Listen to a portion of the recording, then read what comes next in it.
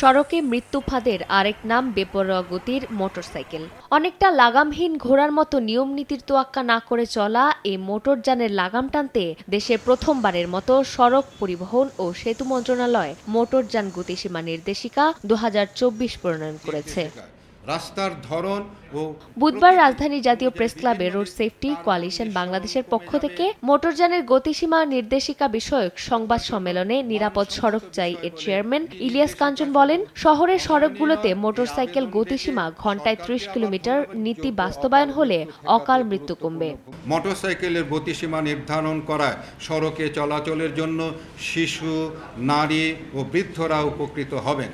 বিশ্বের অনেক দেশ শহরাঞ্চলের রাস্তায় সড়কে নিরাপত্তা নিশ্চিত করতে কম গতিসীমা নির্ধারণ করেছে। বাংলাদেশের সড়কে অবকাঠামো ও ডিজাইন ঘন্টায় 80 কিলোমিটারের বেশি কোনোভাবেই যুক্ত নয় বলেও জানান সংবাদ সম্মেলনে। সড়ক নিরাপত্তার জন্য মোটরসাইকেলের গতির সীমা কমিয়ে দিয়েছে।